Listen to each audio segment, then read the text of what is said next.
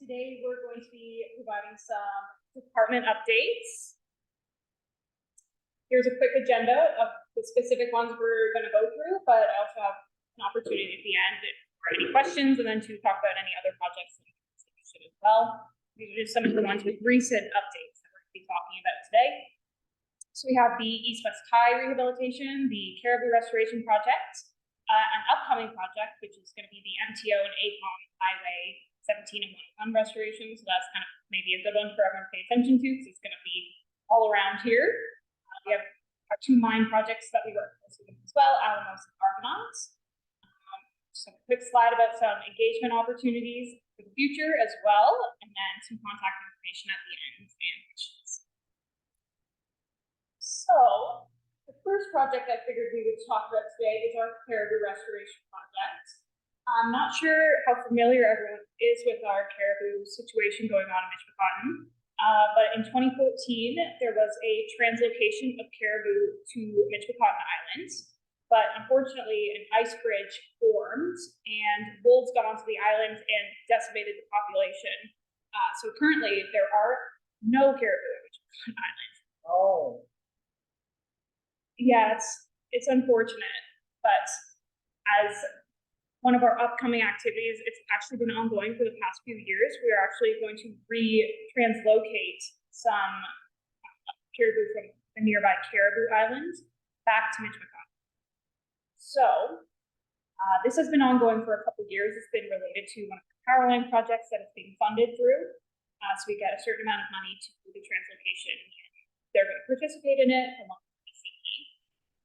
So we've had some roadblocks up until now, which is kind of part of the delay, just with having Michigan's values represented in the translocation. So drugging of caribou, the helicopter ride, using genetic diversity and populations. So populations from Caribou Island as well as the Slate Islands, which is located just up at the top of Lake Superior, which is Michigan First Nations traditional territory.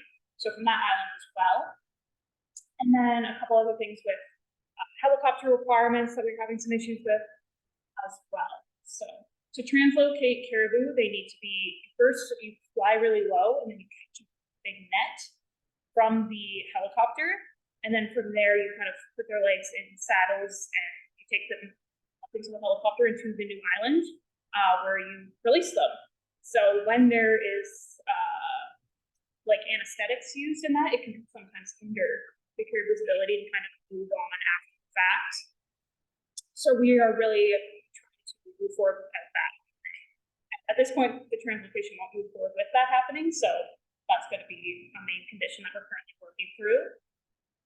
As part of this project, we've developed a good relationship with the Minister of Conservation Parks, whatever they're called now. They changed their name a lot. So we had a very positive meeting with him. He's guaranteed that the ministry will stand and the values that we're trying to support with the translocation, the no drugging, diversity, that sort of thing. So we're finally moving positively in that direction, and we're hoping that the translocation happens this winter with both caribou from Caribou Island and Michigan. So in addition to this funded move, there's also some recent government funding that's available. So there's $29 million being provided by Ontario government for caribou-related monitoring and transportation projects. So the Lands Department is currently in the process of developing a proposal to move more caribou, either to the island as well as eventually to the mainland, as well as work on monitoring projects to make sure when we do move those caribou back to the mainland, that we're moving them to an appropriate habitat and a spot where they can thrive in. And as part of that, we'll have to augment the population in the future. So this will be a long-term project with kind of repetitive moves, but hopefully less moves each time. So we'll maybe move 8 to 10 at first. In a few years, we'll move 2 more to help that population genetically, and then maybe 1 year and 1 more a year, that sort of thing. So that's the long-term plan for caribou. We've also been collaborating with Biodiversity First Nation, because their team as well is working on a similar proposal for some similar funding as well. So we're hoping that there can be some synergy between the First Nations to help manage that population and ensure that it stays stable and is able to thrive well into the future. So here I just kind of have a map. So you can see that Caribou Island is really, really close to Michigan Island, where the Slates is a little bit further up there.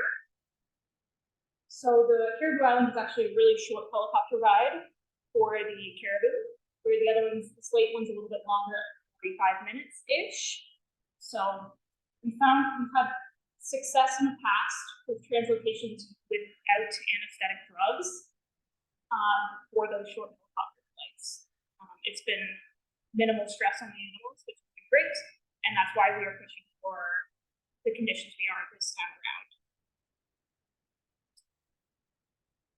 We're also doing trail cam monitoring through Caribou Island currently. So this is actually one of the images of Caribou Island currently from our 2022 trail cam footage. So there's still on Caribou Island? There's still a healthy population on Caribou Island. And that's one of the populations we're going to draw from to bring back to How many would you say are there? it's coming up on its carrying capacity, so around 30 healthy individuals is it's quite a small island, so that's around the amount that it can support a healthy population for, which is why we want to do this coming winter, is to make sure that population has room to grow as well as the new population. So one of the concerns with moving them, though, is that there is still an active wolf potentially on Michigan Island, and we need to make sure it's wolf-free for the winter time. So we're going to be doing some more trail cam stuff, hopefully having some people go out to the island, do some intensive surveys, both by helicopter and by foot, as well as we're relying on some of our trackers to kind of check it out. So we actually heard from trackers like how many are going to put on there this winter?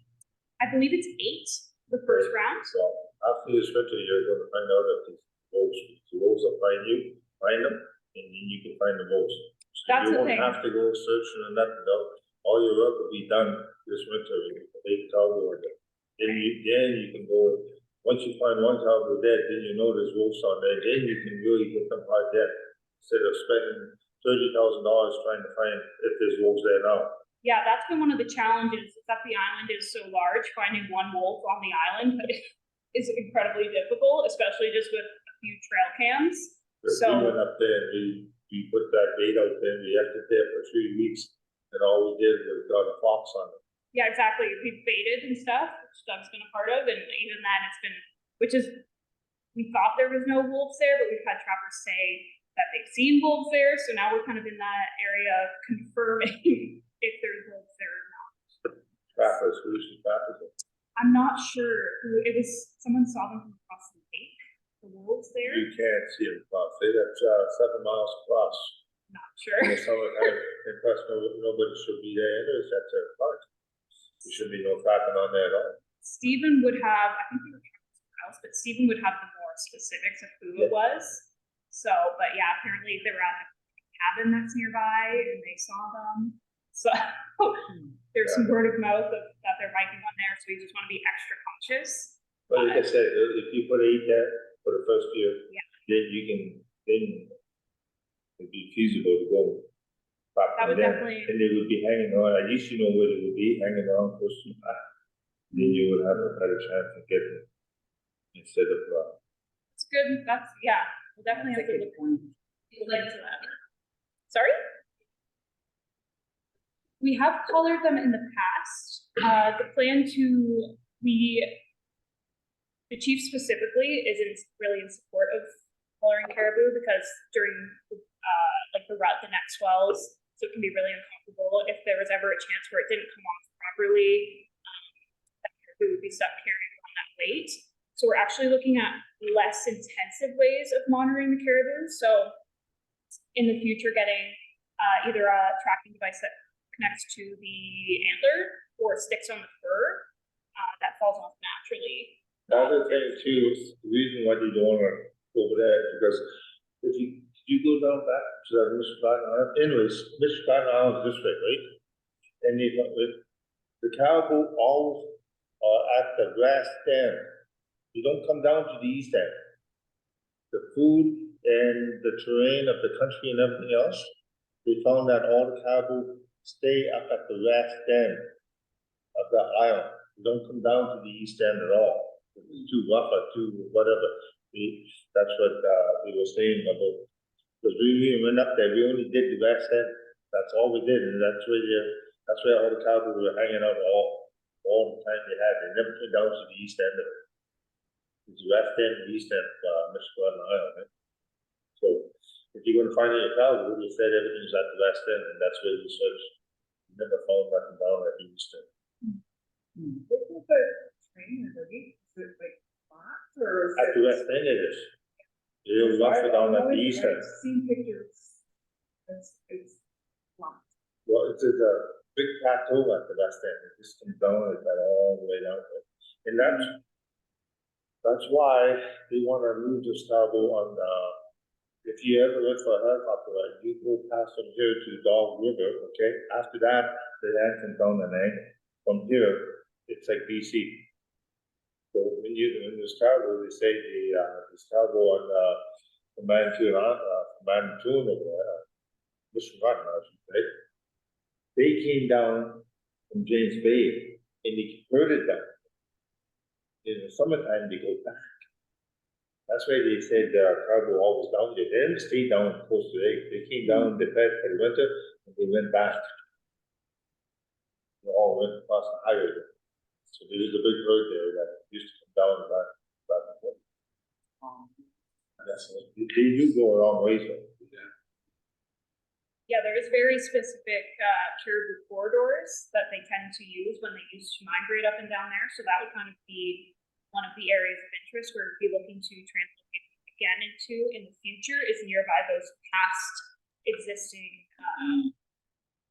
paths that they would follow to help them reconnect to that population eventually. It probably wouldn't be in the first few years, but in the case that the population is augmented enough and it does thrive, then eventually the reconnect with the population. It's a long-term project and it'll be ongoing. I would say probably for at least 5 to 10, if not more years. It'll be so. It's definitely something. There's not, especially in Ontario, there's not a lot of groups or First Nations focusing on caribou translocation. So it is kind of on edge, kind of cutting edge stuff that Michigan is working through, which is very encouraging. Be some of the first to take part in this. Yes. Actually, it was like the early years. It's really heartbreaking to know that the wolves that year, and just knowing that they're living on the population because they're not very big. They're smaller. So, part of our proposal will also be allotting some funding for monitoring of ice conditions. And in the case that ice does start to build up, we'll do a breakup. I know Bitagong has that portion in their proposal as well as we'll be putting it in, I believe, as well, to make sure to try and mitigate that happening again. Because it's a lot of work to reestablish a population. So it's like you said, it's devastating when that happens. And like for the ice, it's close and silence. Right. Yeah. But again, I would say it's hard. It's possible. It might never. Yeah. It's important to monitor stuff just in case. Because we've seen the worst and we definitely want to avoid that at all costs. We had thousands of photos that our lands guardian went through, and this is just one he pulled out. Funny, so I figured I would include that one. What are you looking at? So they're like having their babies right now. Yes, yeah. The translocation for next year, we're planning to do it. It has to have really ideal snow conditions for it. So we're thinking around the last weeks of January into February, because we want to avoid March because that's when the caribou are pregnant. We don't have any stress being other caribou during that time. So it'll happen kind of right before that. So then we were leaving their peace to have their babies. So And they also all have names. Sioux College has participated in some of the trail cam monitoring, so they're actually, all these caribou are named. I don't have the name of this one, but some of them are really funny. So that's it on the caribou project. Does anyone have any questions specifically related to that one? I'm just happy to hear that's. Ongoing, yeah. Yes, making a lot of progress in even the last 2 years, I would say, with Stephen kind of heading it forward, it's moving in the right direction. So happy to provide that update. Awesome. So one of our next projects is the Next Bridge East-West Tie restoration. This one falls kind of close to here. So again, I'm not sure how familiar everyone is with this project, but in 2018, Next Bridge, which is a conglomerate of Next Era and Enbridge, I believe, they begun the process of putting in a transmission line across the existing right-of-way through the reserve lands. So it kind of runs directly diagonal along the reserve road, kind of goes up that way towards Paint Lake Road and that sort of thing. So construction on this was completed in early 2022. Specifically, it was completed in March. But unfortunately, when contractors left the right-of-way, there was some damage left behind. And since then, we've been working through an assessment of that existing damage and a plan for how we're going to get Next Bridge to fix it. So now we're into the rehabilitation stage, and specifically the study before the rehabilitation stage. So some of the damage that I'm referring to includes things such as soil rutting, erosion, wood chips, slash that was left behind, water course encroachment, all of those acid rock drainage, invasive species, garbage left behind. So these are things that were supposed to be cleaned up prior to equipment leaving the right-of-way. It is, the terrain here is incredibly difficult to get equipment onto. The right-of-way itself goes kind of like this, with the towers up top there. So bringing in any sort of heavy equipment is incredibly difficult. There's a lot of helicopter access required. There is 2 access roads, but they're also not in great condition to bring a truck down. I have taken ATV down it, and it was very, very hard. So that's one of the main challenges that is associated with this project now. So since March of 2022, we've done a couple field visits. Next Bridge has had their consultant ACOM kind of on the line periodically doing these field investigations to kind of delineate a specific area that can be returned to baseline condition from the right-of-way. And when I say that, I mean like return to a condition where the utilization of the land is the same. So our members can still go there, hunt, they can still get their ATVs up there as best they can still harvest medicines in these areas if it's desired, that sort of thing. So we did primary inspections in September of last year, September and August, and then we're completing another round of inspections next week.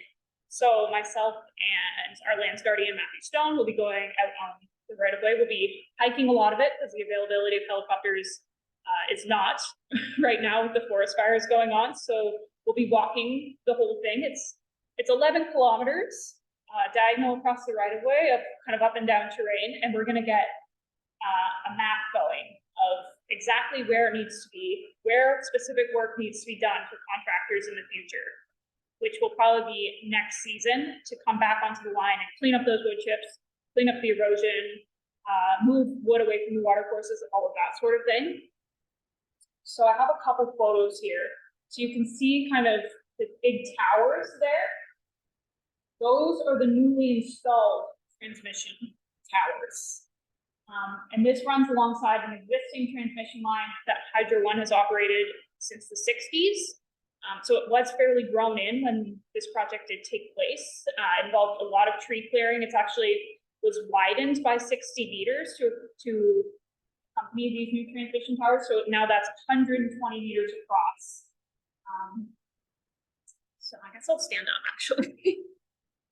So So that 11 kilometers you would be talking. Yes.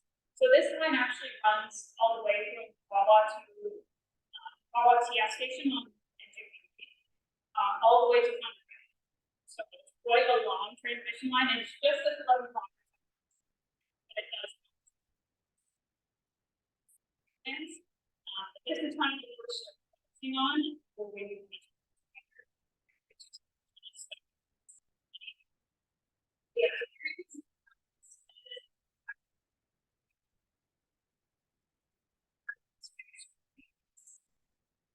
staying here,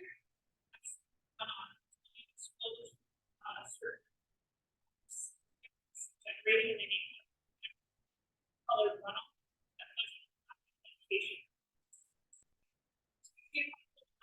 Same slash over here.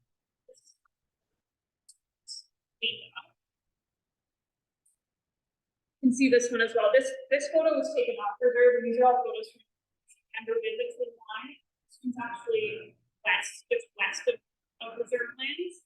But you can kind of see this is incredibly damaged. Wetland rocks slash over here. This is kind of the fact that so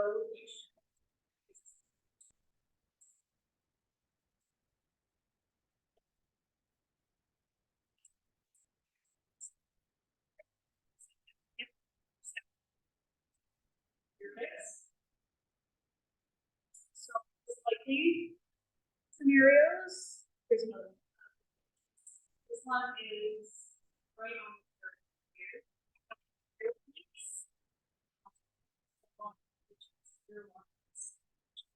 One of the challenges was that contractors. That's why that, shortcut goes, Yes. shortcut goes to right on there, your first tower that goes up. This If one, you go back, if you go to Palmer Pass, yes, in before the dam. Yeah. You go up there. this one's actually further. Is it part of that? Yeah, that's kind of what the consistency of the whole right of way looks like. It's kind of like this. I was gonna say too, in Jiggy, Yes, we're actively that's taking where care our of it. camp is there. Yes, that's like a multiple project issue. So I can talk specifically with you about that. If you have any main concerns too. So So like with this, nothing will hold. it's too It thick. just holds everything down. Yes, wood chips tend to be a good thing when they're spread to an appropriate depth. Because one, they stop erosion naturally, as well as they help to seed natural vegetation. But when they're at this depth, they tend to just collect water and block light out from anything to grow.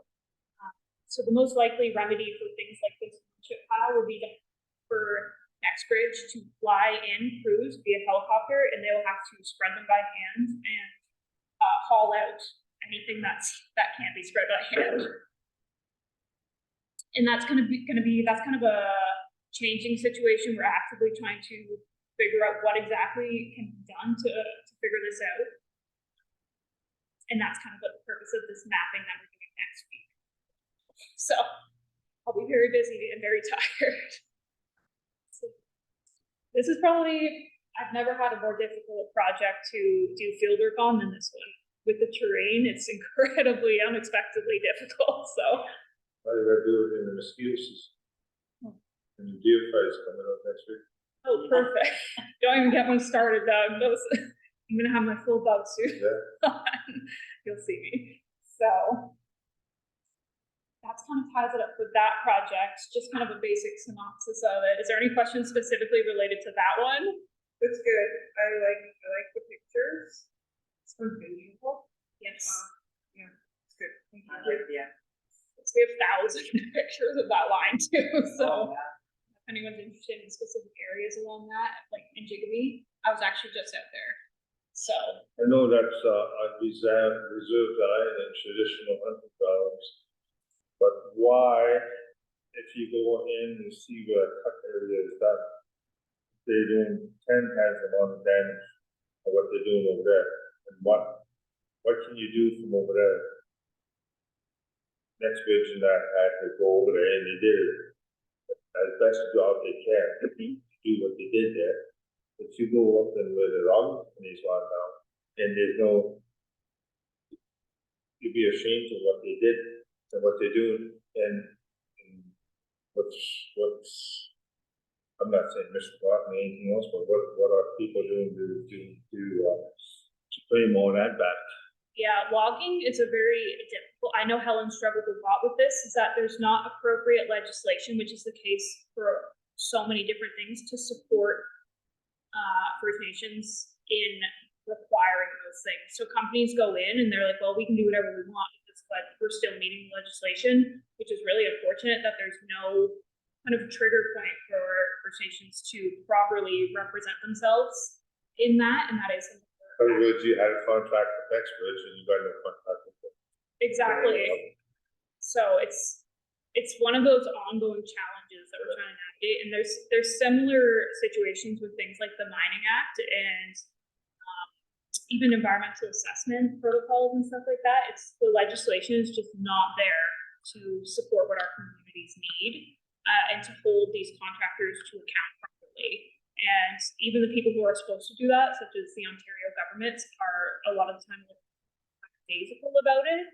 And it's really difficult to kind of have support even to hold these contractors to their requirements. So that is one of the ongoing challenges that we do take on as a department, and finding those regulatory triggers that we can use to our advantage, as well as working with Anishinaabe Nation to create different frameworks to help fill those gaps the best we can until the government makes a change, which is unfortunate that we have to. Yeah, I was talking to a guy at the smoke shop today.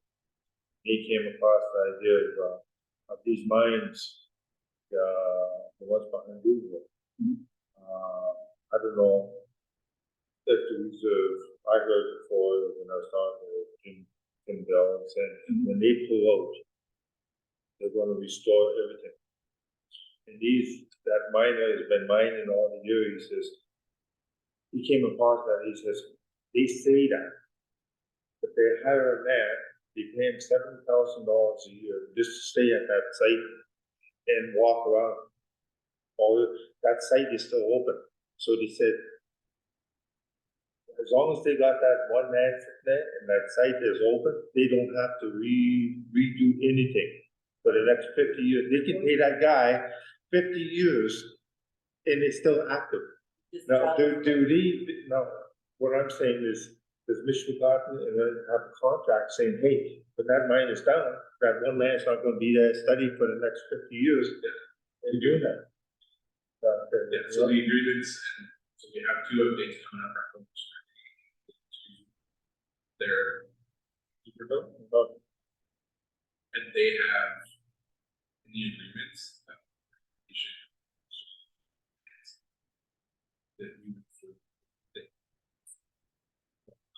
but they are there. It's just a question because these guys are really, they get the smoke shop. You talk to a lot of people that bullshit with them all the time, where you do what you do, and you tell the stories, what they've been doing, and all the bad things that all that stuff like the system. It just came up now, and some of that could have been true back in the day. I think that's changed a lot. There's in some even though Jessica's these triggers of legislation, we're always so in those agreements there is regulation.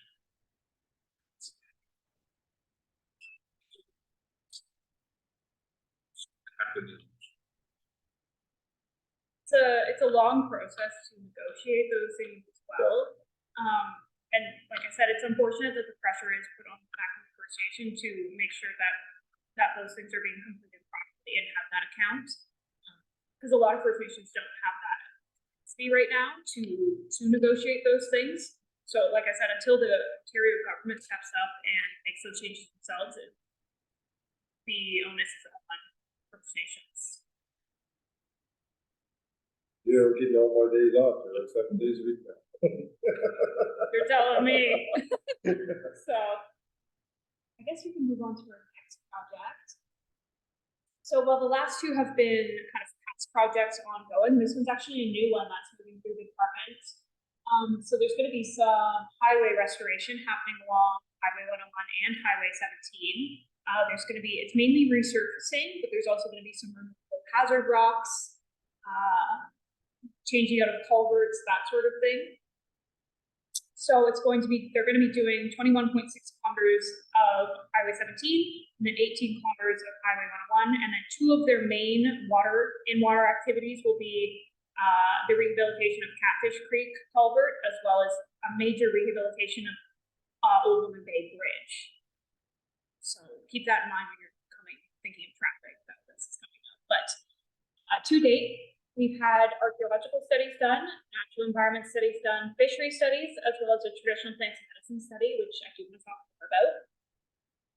So archaeological, natural environment, fisheries are all in the process of being reviewed through our department.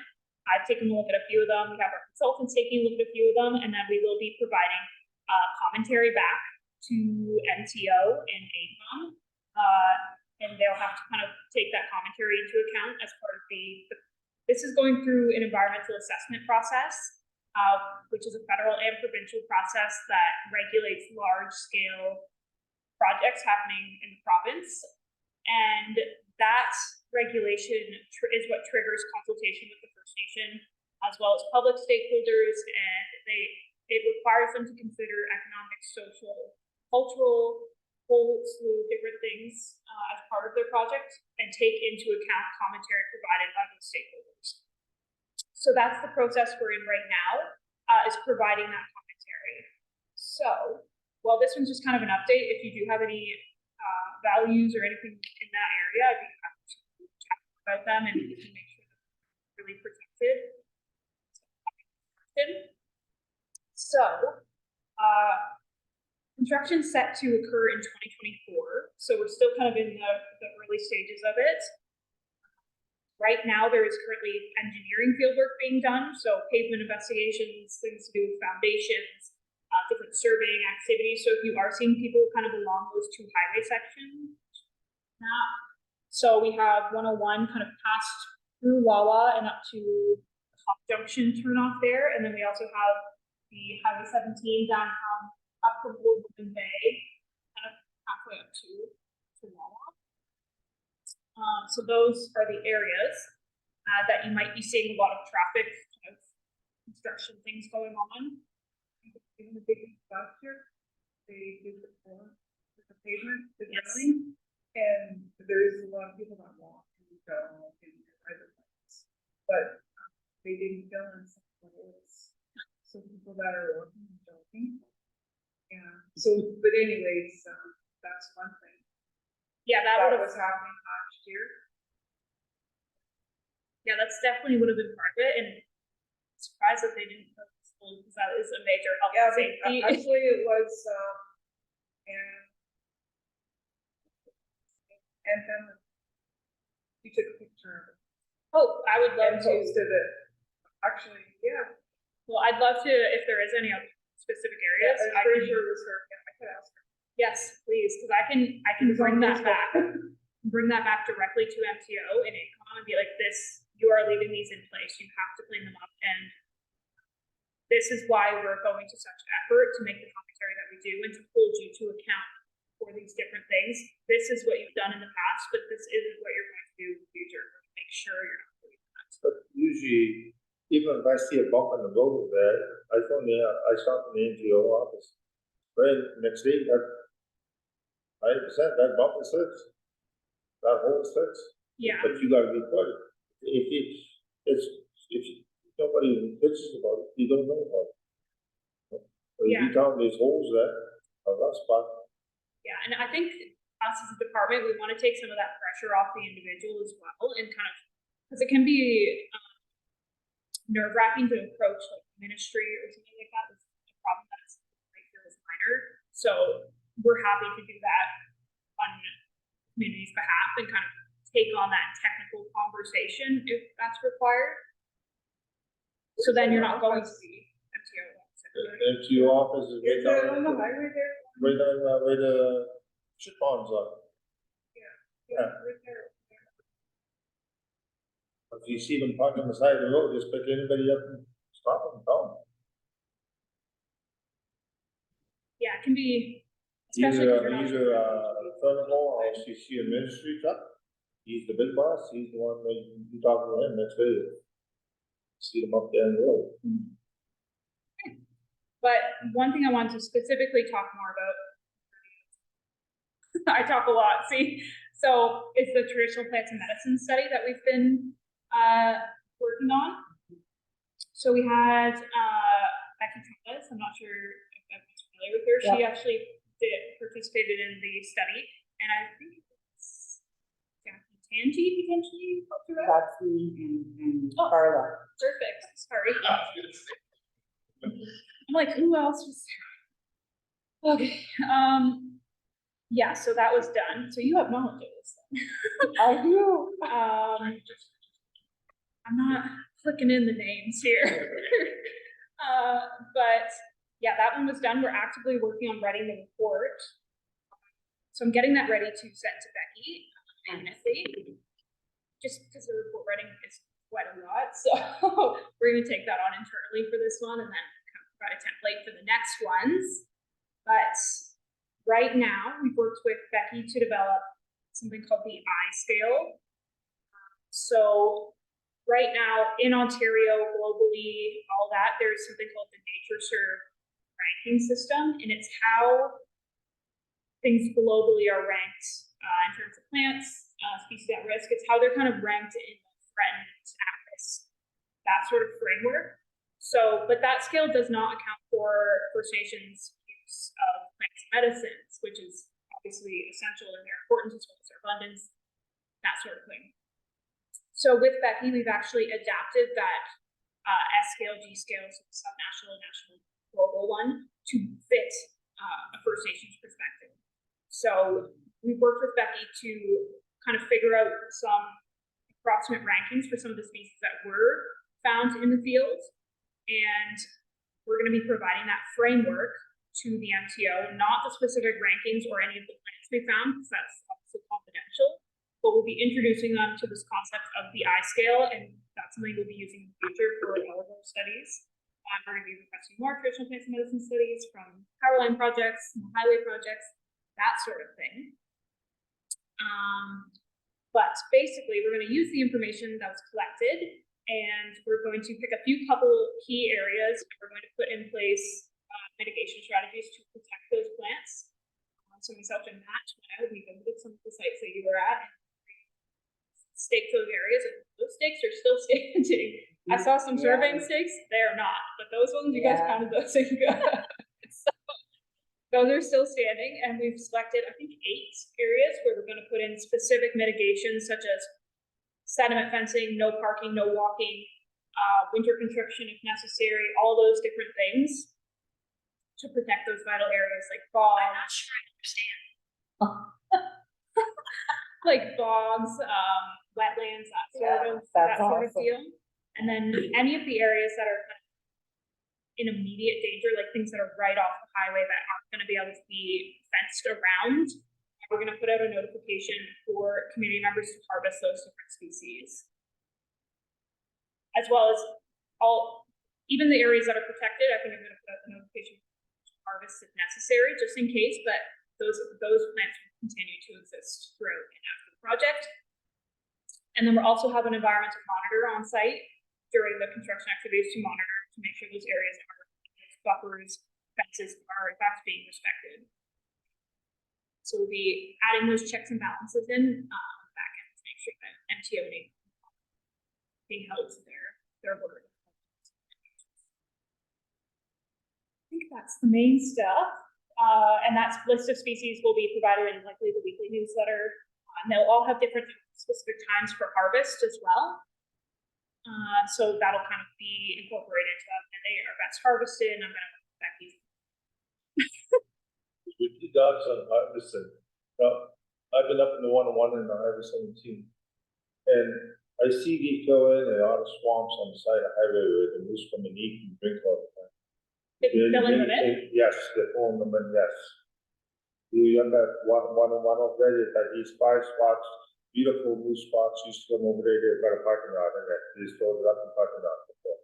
So I'm just saying, if there's anything should be done now, that should, the swamps should not, if they don't, they shouldn't be throwing these swamps in where these moose are coming out to drink and eat. I know it's a hazard for them, but Yeah, they're taking that away from that part. So I don't know if there's anything being done about that. when we were in the field, we saw a lot of evidence of moose crossing. So But they can move and drink right there, when you see the Yeah. footprints move, or they're not going to do this sort of much. yeah, Not good. yeah, a lot of those areas are incorporated into the traditional plants and medicine study, but as well as there'll be additional measures implemented as part of the fishery study. There'll be recommendations for different areas for fencing and that sort of thing. So this one's just kind of covering off, everything will be covered off. So woodlands, bogs, wetlands in the fishery study, culverts, any small family water courses. This one's just that extra step to make sure some of those plants that aren't considered at risk from that nature reserve scale, that might actually be kind of at risk from a perspective of, Because this is pretty new, because they did the highway all the way from Duval Highway last year. And he did the year before, he did 2 years ago, all the way from Highway Duval, all the way to Catfish. And nothing, nobody heard anything about what they did, all the focus. Yeah. But nothing was done. So this is the first time I heard it. This year, anyways. yeah, this one was, we tend to be involved fairly late in the process, but we are, now that we have more capacity as a department, we are trying to kind of get in front of things. We do have the ability to do that now. It's not just one person, it's like scrambling on projects. So we're really able to put in the time that's needed at the front end to make sure things, like people are notified of these projects that are happening and have a chance to comment on them and provide their different knowledge on what they want to see in bridge mitigations, what areas they think are important, and those are the ones we can focus on. Because I can easily read through a report and pick out some of the natural environment specific areas to protect, but those don't always align with what our community members know about the area, what they specifically want, like medicinal plants. Those aren't ever included in traditional baseline studies. So now that we are doing these, it's incorporating a larger scale of different things. So And that's a good thing. yes, very much. Actually, they sent me one. They sent me one.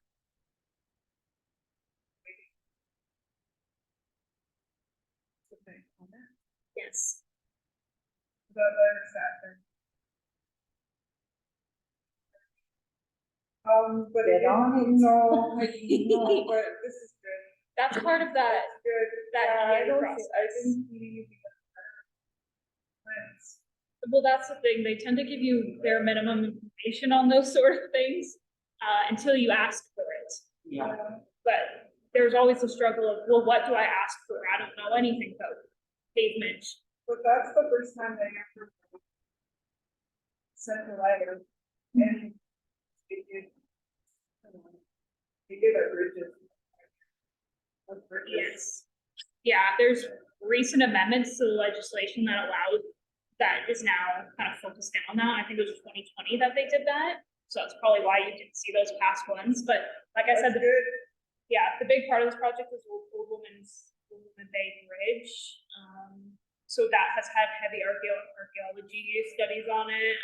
That's one of the areas we're going to be kind of looking at for traditional plants and medicines, kind of along the open side there. Hello. Just a little. Just a little. There's food available if you'd like some. We also had a couple more people join online as well, kind of throughout the presentation, so we are actively accumulating more participants. So we're now moving on to our mining projects, which are Dave's projects. So do you want to talk about these? Or you want me to talk about it? Yeah, I'll give it a shot. Reason I'm saying giving it a shot is I just recently took over the DA role. So with these guys was implementation, making sure that they're doing everything in the contracts. So now taking on this role, to get deeper involved, we do have monthly environmental committee meetings to discuss anything environmental, whether it's permits, bills, curriculum, any changes to the structure of the mines. To us, and they have to inform us of that. We are reviewing other licenses as well because they want to expand lay down everything. They're just growing and they need one. So they are going to be doing some clearing on the spot. So we're reviewing that as well. And they are doing a study that it's pretty that they have doing an evaluation. It's physical.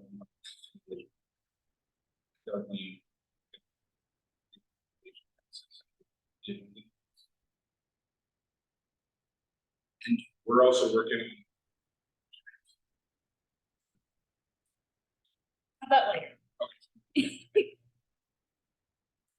They are looking to have staff go do a site tour at ours. So it's going to be interesting to see underground school through their safety programs.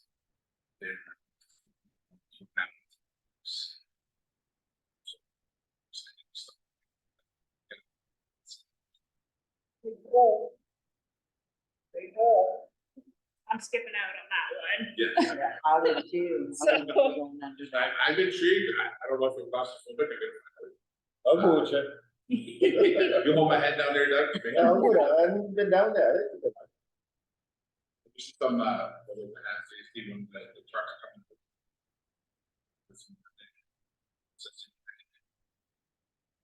These are most of their offices.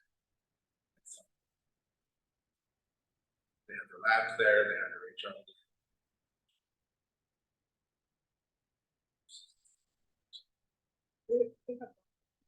They do, So yeah, they- those are pretty big. In speaking with them, when I do the meetings, one of the things that they've changed is their campus. Because under attrition, people leaving, last year, they had 36%. Over 20% of that was the campus. So both of them, it's really to keep those. Yeah, do they have gyms? They do, they have gyms, recreation areas, stuff like that, they don't fit into food. Cleanliness, often clean.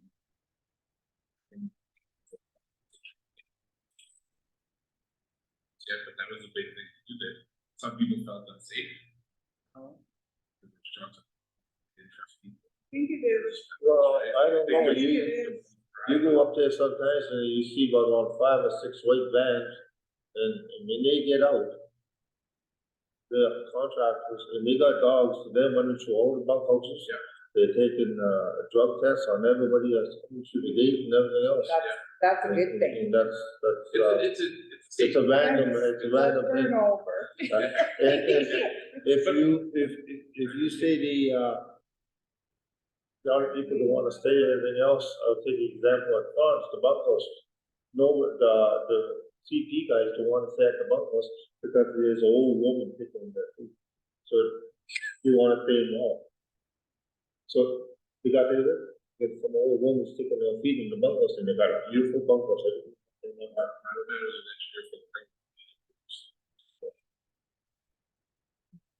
Good. Seems like it's improving now.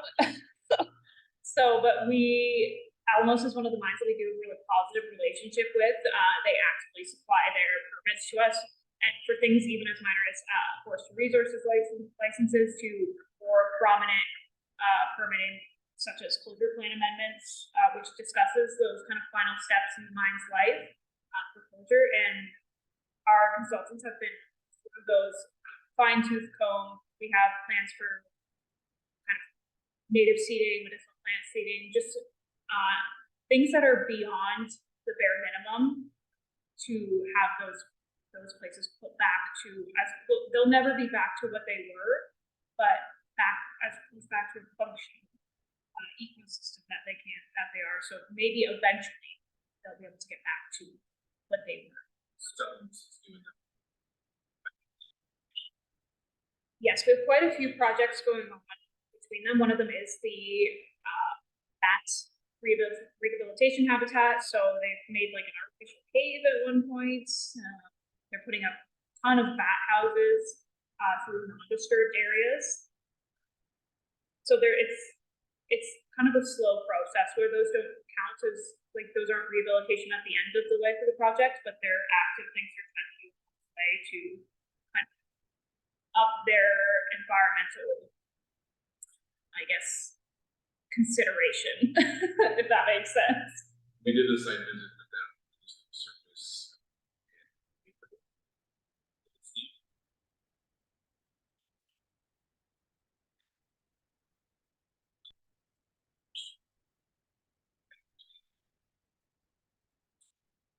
It's huge. It They're wasn't that very big. big. They are really big, especially with the two mines. Well, ergonomic. There's Island Goals. Yeah. There's been a Was few. it, Canmax? There was, that was further back even. So they did it, Like, they we went there added before another they stage. started. So I know they're talking about, they have the area, and I know they were looking at that. I don't know, I can't keep up, but, They all change their names so the much. digital bug cozy, But when we that talked to was them, in there. they had It's a really different expanding way now. of moving the There's, layers. They said that another stage expanded. further. So, Yeah, because. Yeah, I mean, especially. Everything's pretty good. Yeah, I you guys think are- we talked about the names, it's almost like have the same, right? I think, yeah, they're not gonna do that. And even when I started writing the shoppers, that was rude. And then I was about. But it was just absolutely. Oh, It's really, So we've been going about an hour so far. Does anyone feel like they need a break? it's close on. Okay. All good then? Keep going, going. Keep going and going. So, Good night's sleep. yeah. Next we have the Argonauts. Yeah, they burned it up and then it's. Participants. So Argonaut is similar, is the environment. Having some hearing challenges with the mic.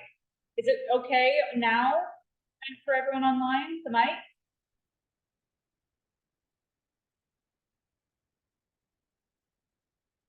Maybe? the last meeting I did.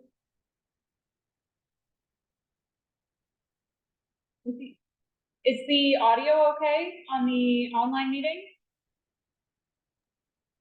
Yes, it's fine with me anyway. Okay, as long as it's coming through, I think the owl is right there, so I'm not really sure if we can improve it at all, so hopefully. Well, some people I can barely hear. Okay, so we'll just have to talk really loud now for the rest of it. Thank you.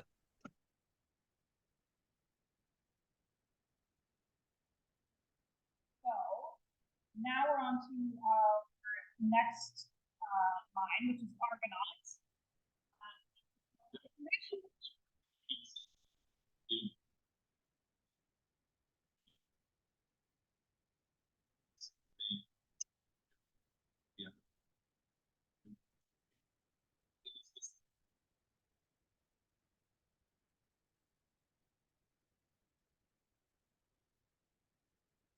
The interesting thing about Argonaut is I met with them on Tuesday, and they said they were looking to open it for 50 feet.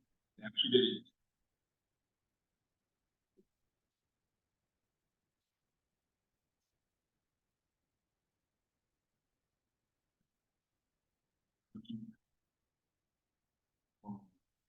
to 20.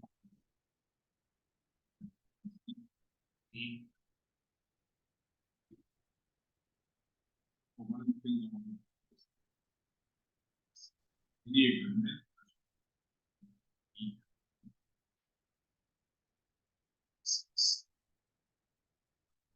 Just the steward the mill, the on-site services, stewardship.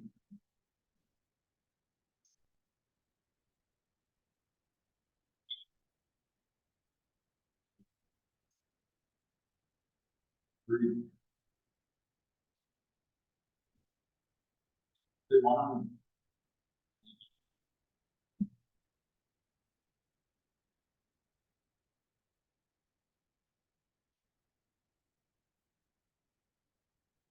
It's just in 16%.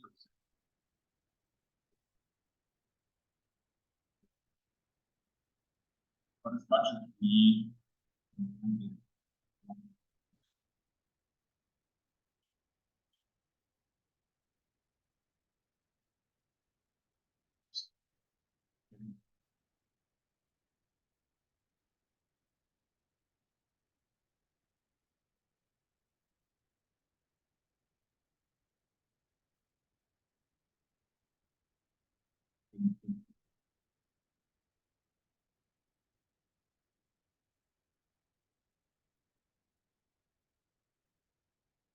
The combination between men and women.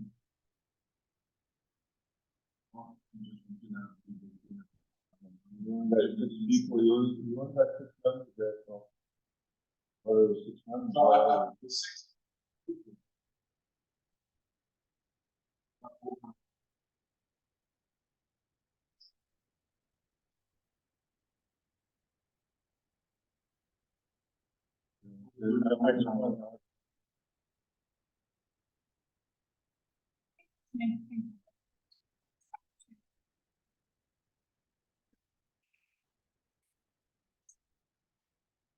Process. I think it'd be interesting for us to look into more as well. What sort of training?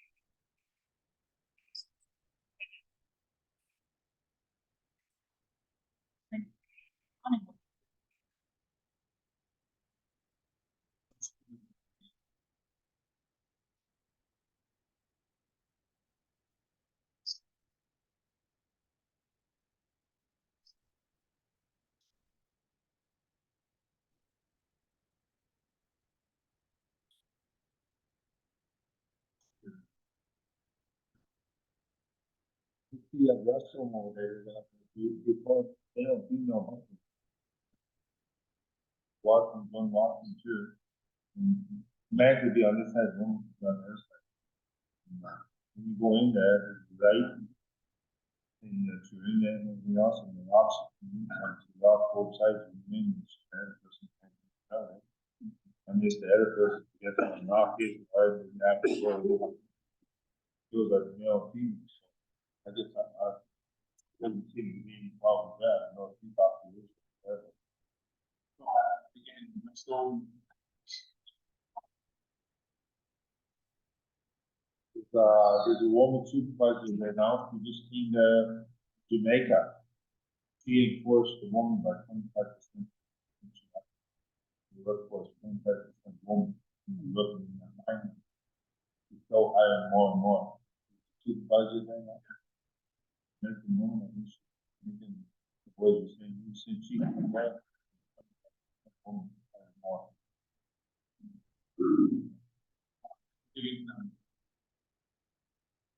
Another thing I had to, the question of using where they're from, if they're from here, there's also Mr. Party. I know it's not Mr. Party, job to reach out to people. Choosing new sector. These jobs here, everything is in jobs. But how do you get them? all of these lines.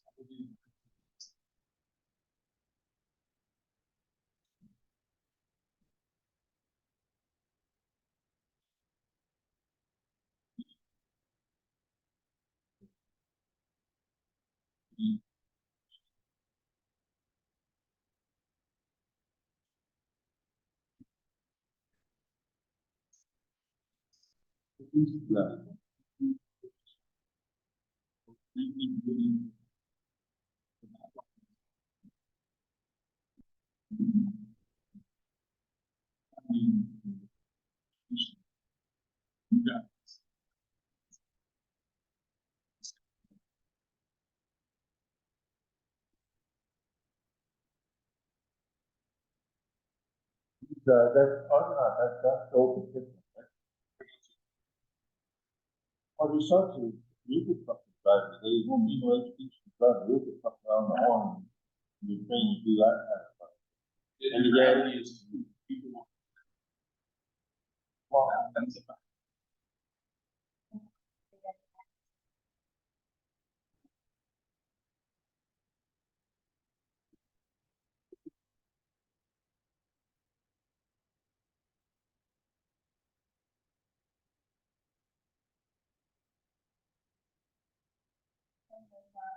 well, Westone has the choice.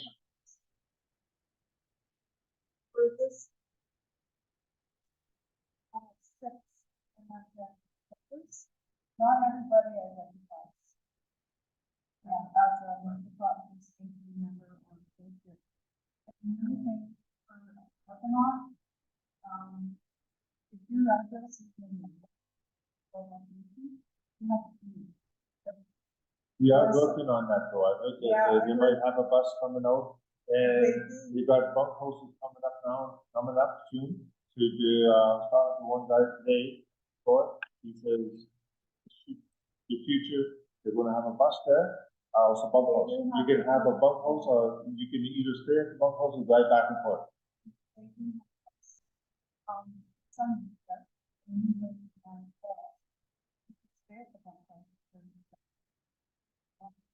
They're gonna have that wall again now too, they're gonna embrace the either, think about it.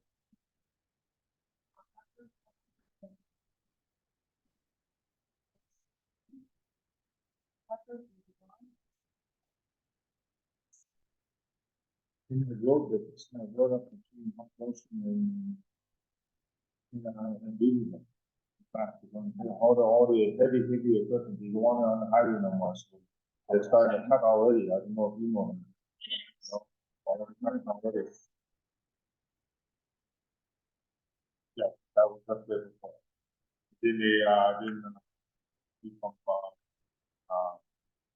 Steinberg Mill and up there and up there, and they just rolled up to a certain, and washout came out to the highway, and then they wanted the mine to redo that road pretty good so they can have access to something, make that happen again. Now, we heard from, moving again from the store, that, they're starting to cut already up there, and they're gonna make all the equipment, and drive all the heavy equipment. Seems like we're still having some audio issues.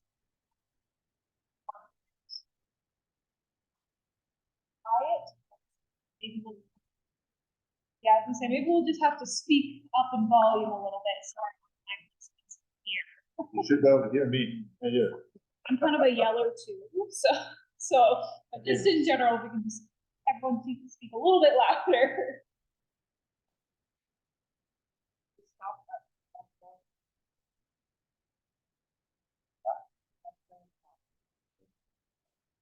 So I heard somewhere, the way up the front left, you said you got cases where they're cutting.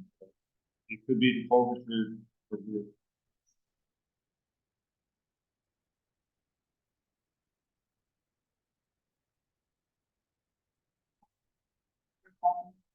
That's how it always goes.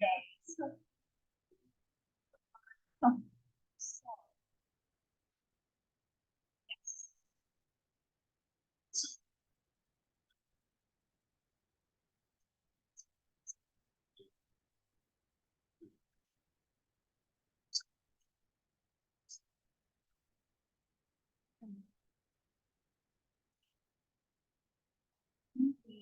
Newly elected.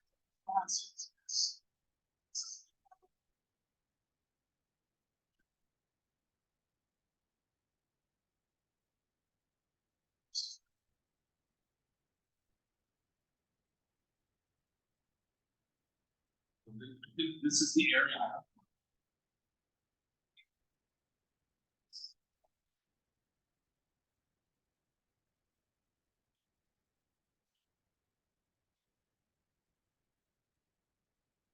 also fish compensation habitat, seasonal.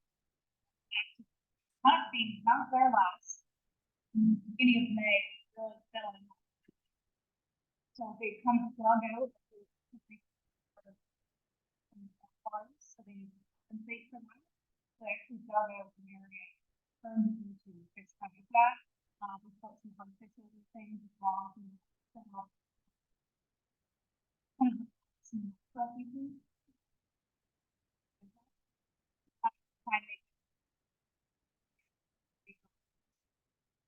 So whenever they are taking a land, there's always a conversation. To it, is it always a exactly? But yeah, so we are actually those in our agreements and make sure they are on. And it is it's constant fight to get that. I think that whole movie book, that's really, we had these students taking, catching minnows, bloodsuckers, and frogs and everything else, running around in the swamps, these girls over there catching all these things, and they were taking to the different swamp, right, because they were going to pull that, like, empty that swamp out and fill it up or something. Yes, yeah, so that's what they take everything out. As much as they can. As much as you can, yeah, it's kind of a, yeah.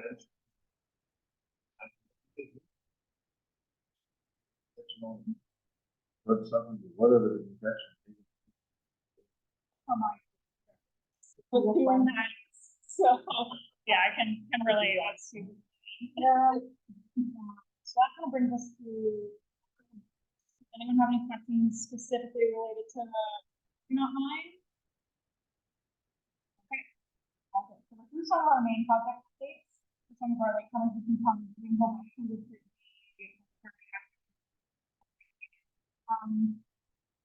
so some of our other projects have over. So this is just a small handful. Of my super wood pole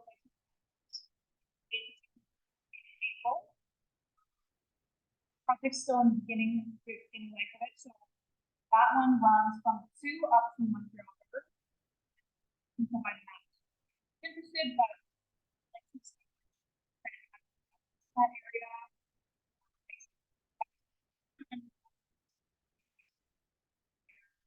Baseline studies, their documentation on logical, all of those.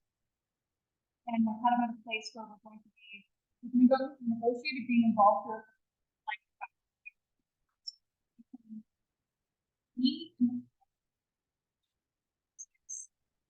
so our department will be taking place not the entire year. They have a monitor specifically dedicated to that project, and they will be site.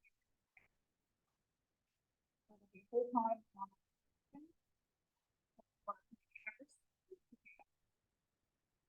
making sure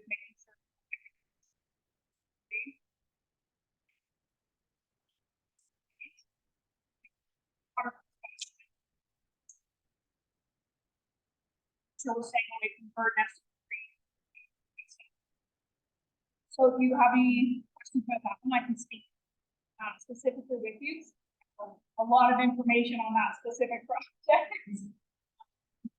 We also have our abandoned mines. So we're working with Niagara College currently with a student there, and they're actually going through, there's food at the back for everything.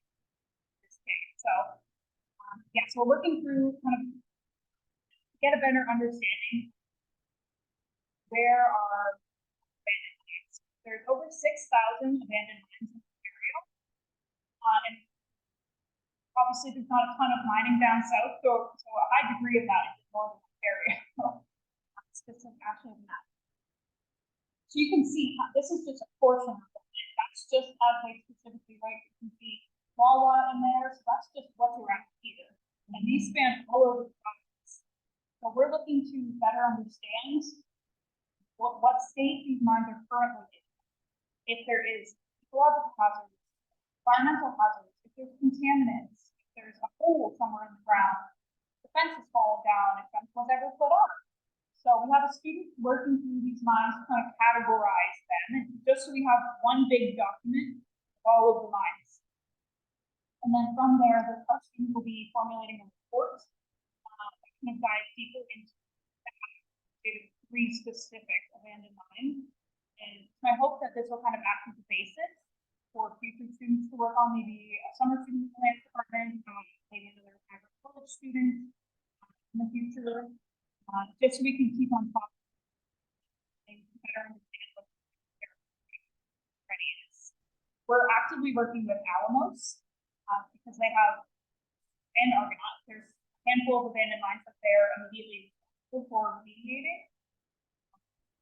So we're currently going through that process. It's some time to kind of what it looks like to clean these different factors and kind of what state they end up in and participating in that way.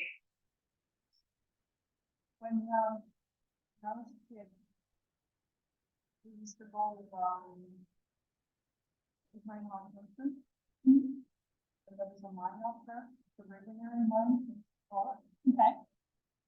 We used to play in that mine. That's They're probably still there. They did it out of work on that, It's like a hole. 10, 15 years ago, they did it out of work that, the government, I think the government, someone put a fence on all the mining holes, as many as they could. But even the ones that are going in, you still put fence posts up as many, or as like the one in Wall Lake, they halfway down, they put a cement there.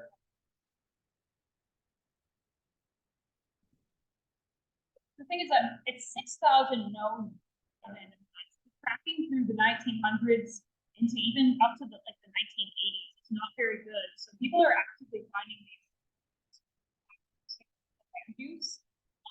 They're just finding adits and old mining holes, and that's something that we obviously take very seriously. And if that does happen, we hope you bring it to our attention so we can contact the mine and get that logged and fenced and whatever, get it prioritized on the list for rehabilitation. Eventually, obviously, it's going to take a really long time to do a lot of expenses. Thank you.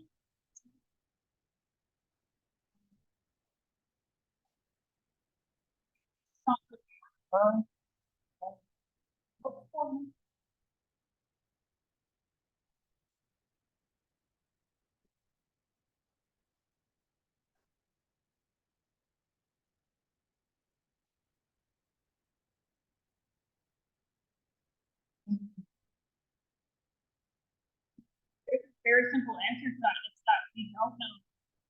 We don't know what's going on. This is kind of the first step in us trying to understand that. And it's just like the other projects, it's a long run. That, and again, as more found, and then it'll be 7,000. It's just it's a never expanding opportunity for like we talked about, we have to be involved.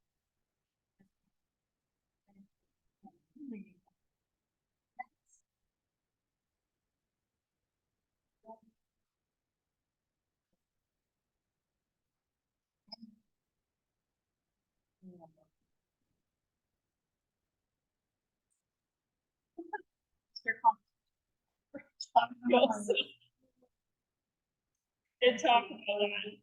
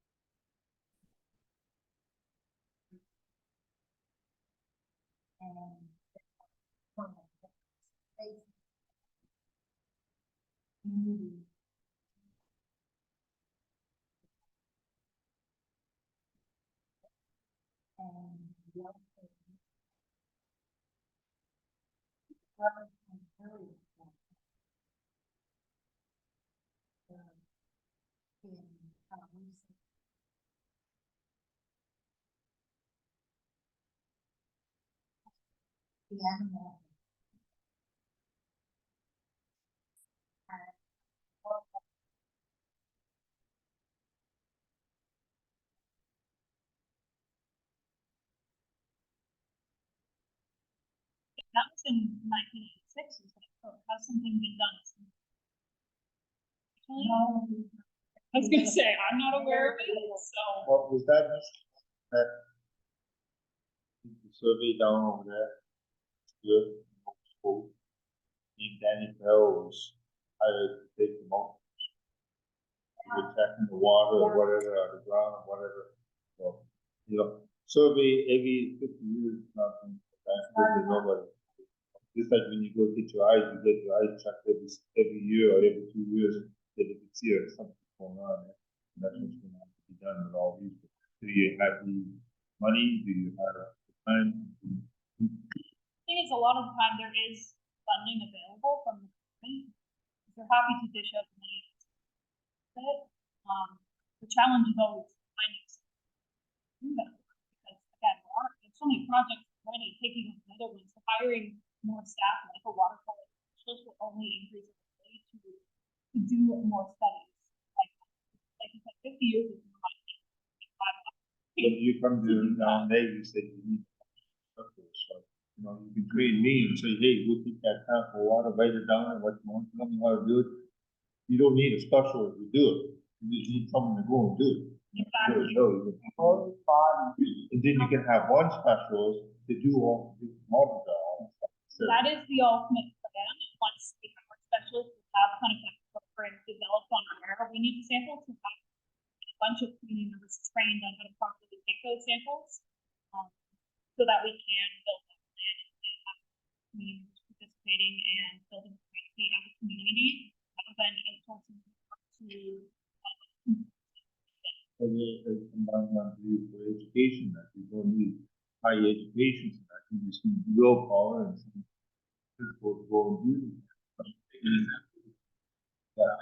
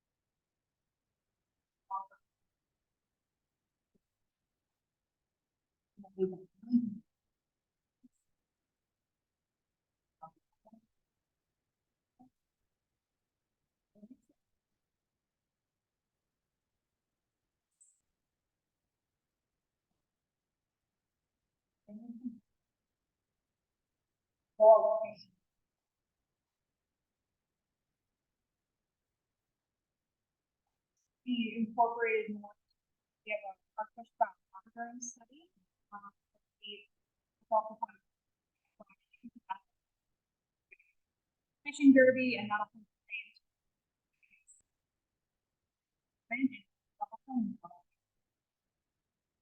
fishing safely. All those more technical things.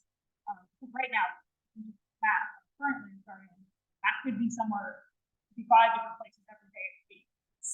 So you can have 5 minutes all going at the same time. There's so many different projects and knowledge that like that in the land starting brain. Like these ones find us couldn't do that. There's no way that communities could know the assets. Here are consultants in the direction they need to go to properly accomplish.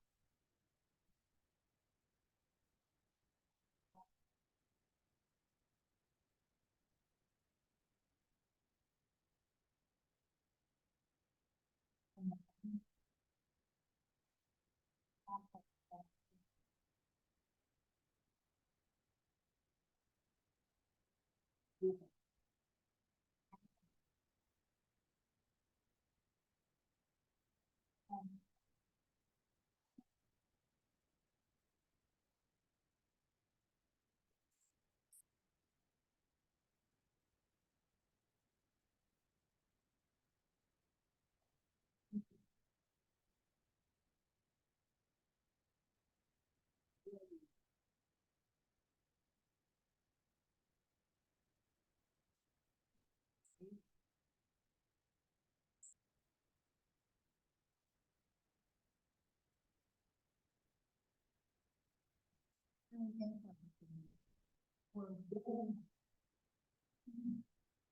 so this year is we're adding more lakes, more species. The fish consumption guidelines, typically in Ontario, they're not updated that frequently. They're also, it's just their analyses, it's just good to have a set and having things up to date on a yearly basis. One of the things that we look for specific found on our site, which is fully. So again, that's one of the long-term projects, and we have tons of long-term projects. Actually.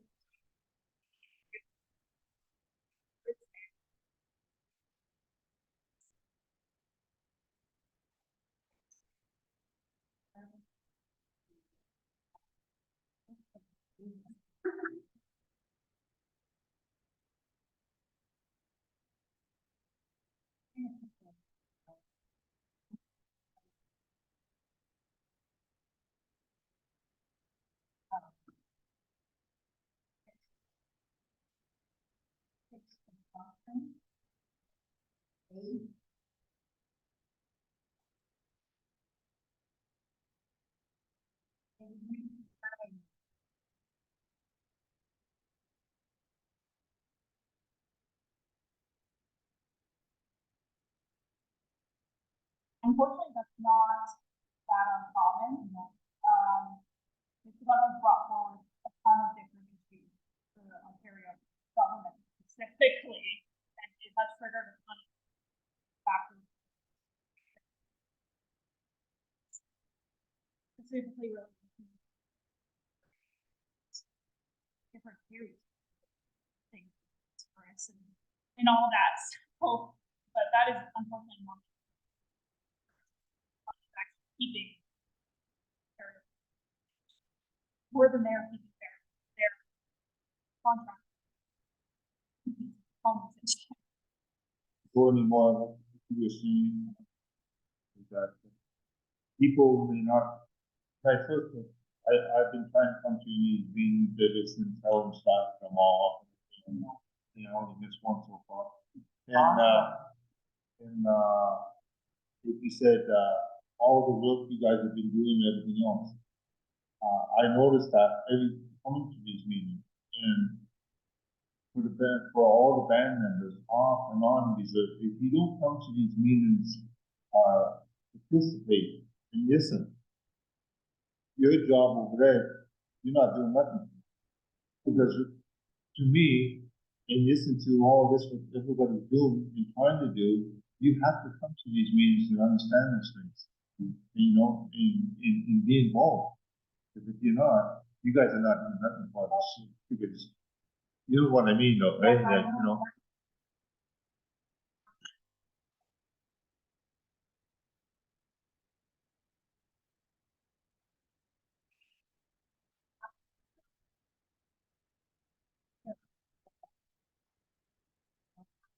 Because I see now that, yeah, I see your job, you know, what's he doing over there? Yeah. But, you know, what you doing over there? You know, Their work.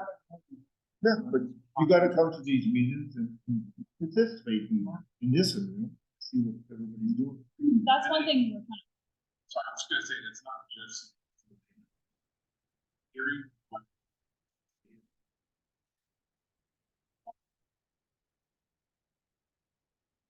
we don't. No, it's,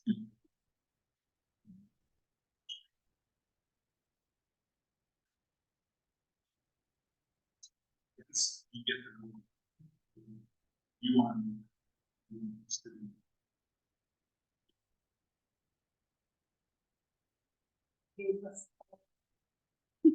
They're trying to potentially plan a second pursue. One of the challenges we have is with the outreach. So that is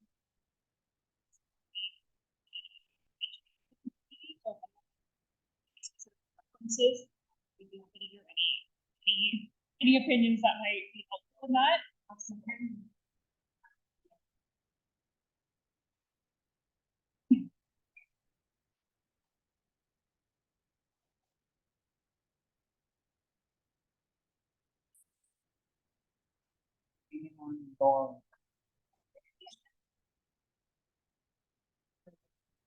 And I think it is working, like we've had people come this time and the last time, and more people last time and the time before that. So it is improving. Which I'm glad. But I got, like I said, I can talk a lot. I can just keep going and I'm gonna too. So if anyone's willing to listen. So just to flip back to some previous projects that we talked to, just because some new people join us online as a person. I don't fault anyone for putting out this project is already heard all of this. We are kind of getting to the end of our session soon. But just to go back, so next, right, so we have sky restoration, caribou restoration, and for anyone wants to like in those.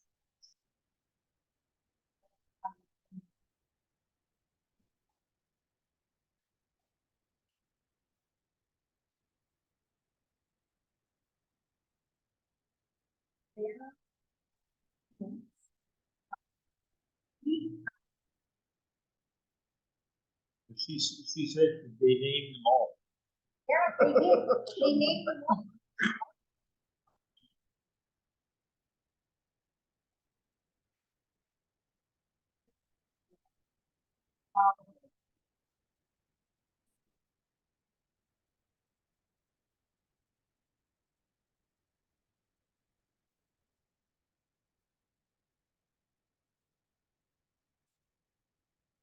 This is one of the trail games. I think this one's name is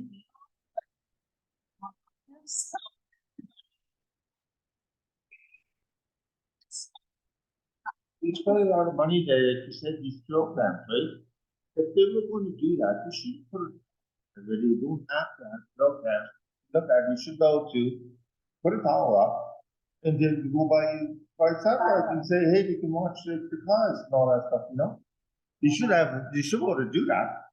It's only a small island, yeah. put a tower up, at $30,000. Well, that's part of our funding. There's $25. And one of the set up that funding proposal will be. This is there, you know, but there you, someone can, they can do that so goddamn easy. There's there's so many available options and they will be able to do something that's much more functional than having someone go out and pick the. Yeah. You can watch her go home on exactly when she turns into off Joe's.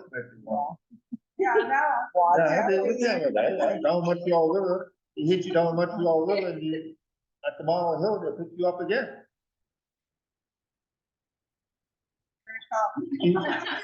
Then I can go on my internet over there and watch you to go over there if I wanted to, just punch up that, on Junction turn off, you see them all going back and forth there, you can watch it.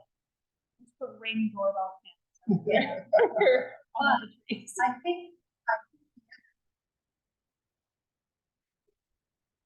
Oh,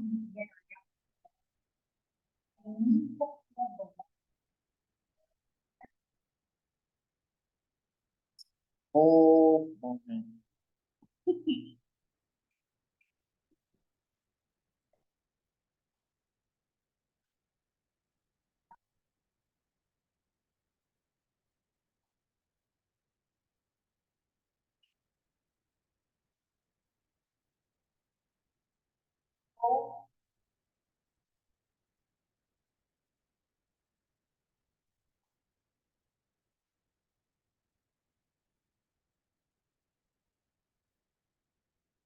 Oh, nobody can hear them. They gotta be heard in all. On Timmy's, that's where they're all going on Timmy's.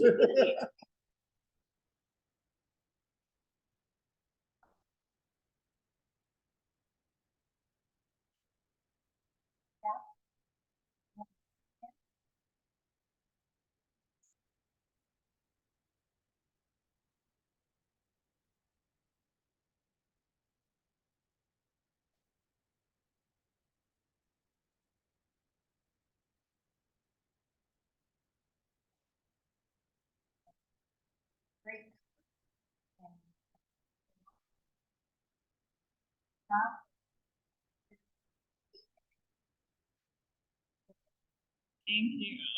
It's Yeah. definitely enjoyable, so no complaints. So you get to work on projects with caribou and birds and bats.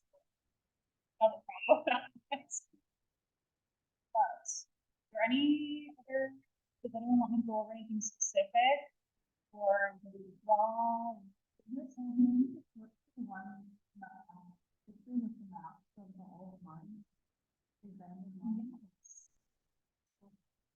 So is that just for problem island there? That big island? It is. This is actually probably available to- would recommend if you call them. Maybe check it and see if there is one. This big hole, this big hole right behind that. Exactly. So make sure, see if there's a density of abandoned mines in that area. And like I said, not everything works.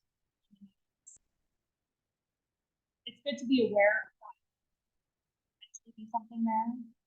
If you're building or if there might be a big hole. The other and this is actually accessible online. It's actually those little dots. They actually open up to have more information. So when the mine operated, obviously very. When it operated, what was mined there? What current hazards are in place? If there is any contaminants or concern, potentially there, it should know when the last ministry visit was. And it has all of that information.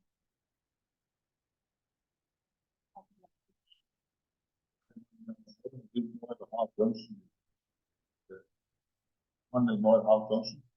Is that what they call? The hole, man, nothing, there's no fence there, you know, but it's all cold water, though, you can't, you still can go in.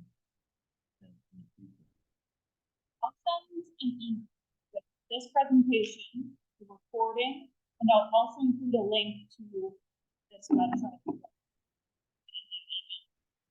So if anyone here is interested.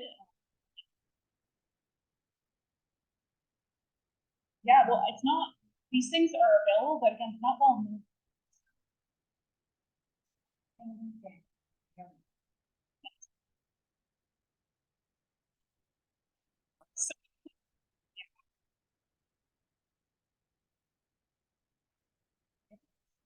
It's the ministry website for notoriously hard to search. That shows what you think, but you can see where all the gold is all the way up straight in. Yeah. Yeah, that is. Yeah, that's goes straight up, right? It's, in between there's nothing. So you can actually see. You can see. Where. Right in the. That's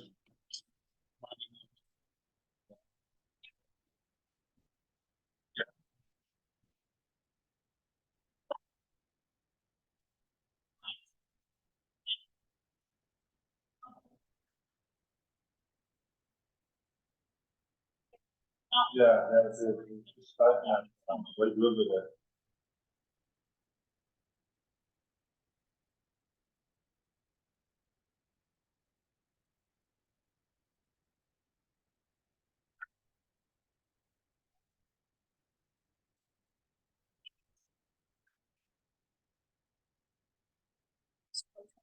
Make sure no one has any questions.